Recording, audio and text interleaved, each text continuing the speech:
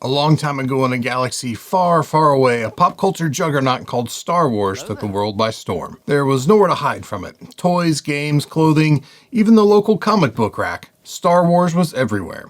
Nearly 47 years later, Star Wars is still going strong and has amassed a fandom that spans multiple generations.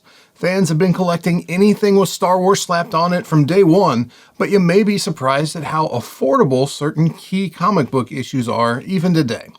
Let's fire up the hyperdrive and take off across the galaxy to find a Star Wars key for every budget. 1999 was a big year for Star Wars. After 16 years away from the big screen, the first of the prequels, Episode 1, The Phantom Menace, hit the theaters, and it was like 1977 all over again. Everywhere you looked, there was Star Wars merch, and Dark Horse Comics, who held the publishing rights for Star Wars at the time, was not about to miss out on their piece of the pie. Their plan was pretty good too. At the beginning of May, which was when the movie came out, they released Star Wars Episode 1, The Phantom Menace in trade paperback form, which is our $10 key book. That very same week, they released Star Wars Episode 1, The Phantom Menace #1, the comic book as well. And every week for the rest of the month, they would release the remaining issues of the series. The crazy thing is, issues 1 through 4 were literally the contents of the trade paperback they'd already released, just in single issue format. Talk about double dipping. So technically, the single issues are reprints of the trade paperback story. Luckily for collectors on a tight budget, the market seems to hate trade paperbacks because you can get the original release of the story in one lump sum for just $10, whereas the individual issues of 1 through 4 will run you quite a bit more, as issue number 3 can sell for $150 to $200 on its own for the A cover, but the variant photo cover is quite a bit cheaper, but it still runs around $40. Now, for the good stuff. This trade paperback is packed full of first appearances, including Darth Maul and Mace Windu. However, some of the most obvious first appearances were actually sniped by a Wizard 1/2 mail order book. Debuting in that Wizard book were Anakin Skywalker, Qui-Gon Jinn, Padme Amidala, and the beloved Jar Jar Binks. As the prequels continued into the early 2000s, the universe continued to grow with the addition of new characters. To me, one of the most visually striking of them was General Grievous, the leader of the Separatist droid armies. Our $25 key is General Grievous's first comic book appearance, Free Comic Book Day 2004's Star Wars Clone War Adventures #1. Grievous was an enemy cyborg, and he was clearly not a very healthy one judging by this nasty cough he had, but he had been trained by Count Dooku in lightsaber combat. And he'd also gathered a pretty nice collection of lightsabers from all the Jedi he'd defeated over the course of the Clone Wars. The character originated here in our featured issue, which predated Star Wars Episode 3 by more than a year, though at the time the character hadn't been fully fleshed out, pun intended. Despite meeting his end in Episode 3, Grievous would be prominently featured in the Clone Wars animated series that began in 2008, and it focused on the period of time between Episodes 2 and 3.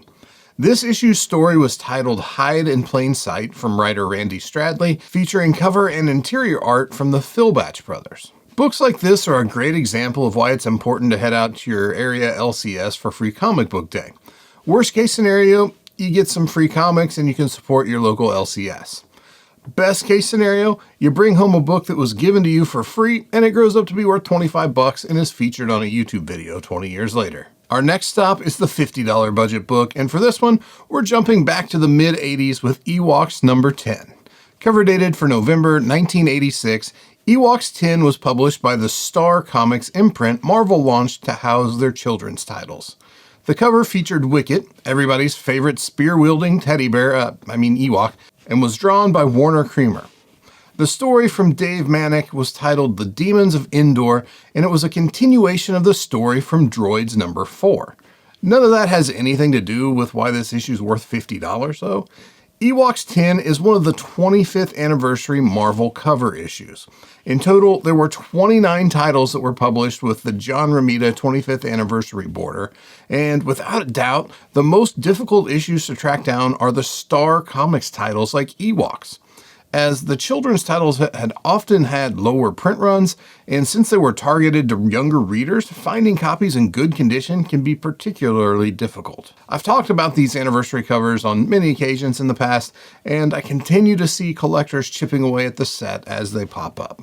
Let's take a trip back to the early days of Star Wars fandom with our $100 book, Star Wars #2. This issue was cover dated for August 1977, but it actually went on sale on May 10th, 1977, just 15 days prior to the movie's release.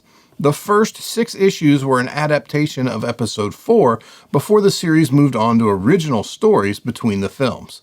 Star Wars #2 is rather early in the film adaptation, and it introduces us to a number of well-known characters including Obi-Wan Kenobi, Han Solo, Chewbacca, as well as the Millennium Falcon and the Death Star. Roy Thomas and Howard Chaykin pair up once again as the creative team for this issue, but unlike issue #1, Chaykin did not also provide the cover art. The cover for issue 2 was drawn by Rick Hoberg.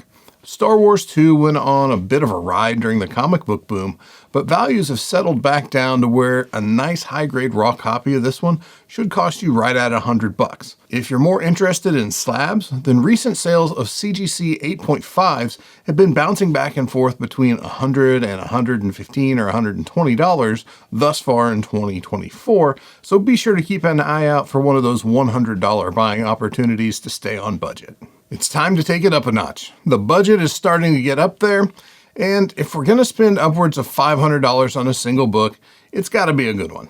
The $500 budget pick is Marvel Comics Super Special number 16, the 1980 Marvel Magazine adaptation of The Empire Strikes Back. Marvel's magazine line saw a lot of growth throughout the 70s, and in 1978, the quarterly Marvel Comics Super Special series was launched. The series started out with a gimmick issue featuring the band Kiss, where the band members actually mixed their blood with the ink that was used to print the issue. By the time issue 16 came around, the series had shifted over to regularly featuring comic book adaptations of new movies. In the spring 1980 issue, Archie Goodwin and artist Al Williamson partnered up to bring the upcoming Empire Strikes Back from film to the page. The 92-page story adaptation introduced many iconic characters just as the movie did. Making their first comic book appearances in this issue were Lando Calrissian, Boba Fett, Yoda, and there were several other cameo appearances that included Emperor Palpatine, IG-88, Bossk, Forlom, and Dengar. The contents of Super Special 16 would be reprinted in standard comic book form in Star Wars issues 39 through 44. While those issues make the claim that they contain the first standard comic book appearances of the aforementioned characters, their true first published appearances belong to our featured magazine. Raw, high-grade copies of this book are pretty hard to come by, but near mint or better copies will run you upwards of $200 to $300. CGC 9.8s for this book are budget busters, with a FMV of roughly $3,000 in the current market, but if you'll allow just 1 or 2 additional minor defects, CGC 9.6 copies have a current fair market value of only $400, with the most recent eBay auction sale coming in at just $338. And who says we have to max out our budget every time, right? We're crossing over into serious territory now. Let's find a book to drop 4 figures on. First, though, let's acknowledge that a lot of collectors may never be in a place to spend this much money on a single comic, and that's okay. The most important thing is to make sure that you're making good decisions and that you're not spending beyond your means, especially on collectible paper. My $1,000 and up pick for Star Wars is Star Wars The Clone Wars #1. There's no shortage of high-grade Star Wars books that could have landed here, but here's my argument for why Clone Wars #1 got the call. I mentioned the Clone Wars animated series earlier while talking about General Grievous, and I think it's important to reiterate the value of this show. From 2008, when the series began, until The Force Awakens was released in 2015, the Clone Wars and Rebels were the only new Star Wars projects we got. An entire generation of Star Wars fans were introduced to the world of Star Wars through these shows. The Clone Wars to them is just as important and maybe even more important than the original trilogy, and Ahsoka Tano was at the center of all of it. Clone Wars #1 is the first comic book appearance of Ahsoka Tano. Another central figure to the Clone Wars is Captain Rex, who also debuts in this issue. With a print run of under 25,000 copies, there isn't an overabundance of copies of this book in circulation. High-grade raw copies of this issue can be picked up for under $1,000, but let's focus on the CGC 9.8. With a census count of 597 copies, I think Clone Wars 1 is a great long-term hold. Eventually, the kids that grew up on the Clone Wars show, they're going to reach the age where nostalgia kicks in, and this book is likely to be on their short list of wants. Peaking at just over $3,600 in the summer of 2021, current fair market value for this issue is sitting at $1,450, while recent sales have been averaging around $1,250. While there's no way to know whether or not this one has found the bottom or not, it's certainly in the midst of a strong dip. We've made it to the top, where we find the single greatest and possibly even the most expensive Grail of Grails book for all of Star Wars comics. Not only is this issue the Grail of Star Wars books, it's also one of the most valuable and sought-after books of the entire Bronze Age.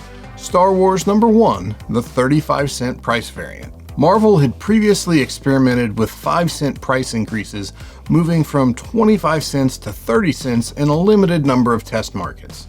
Best we know, there were 6 test markets that were chosen for the test. In the summer and early fall of 1977, Marvel went back for seconds with another test, this time for a 35-cent price point. The 35-cent experiment appears to have been tested in only 5 areas, but there's little hard evidence to confirm or deny most of those claims.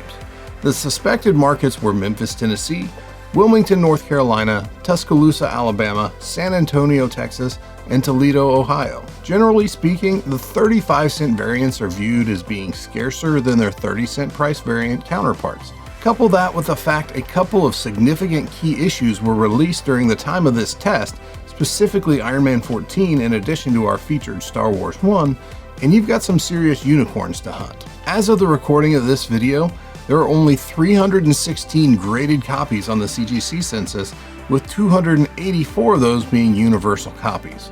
Top of the census is a pair of 9.6s that have no reporting sales history, and it's safe to say that when one of those copies comes up for sale, you're going to see some serious fireworks.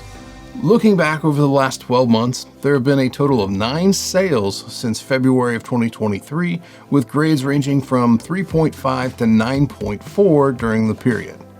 Bookending the sales on the low end is a February 2023 sale of a CGC 4.0 restored copy that sold for $2,300. On the opposite end of the spectrum was the April 2023 sale of a 9.4 Blue Label that went for $50,400.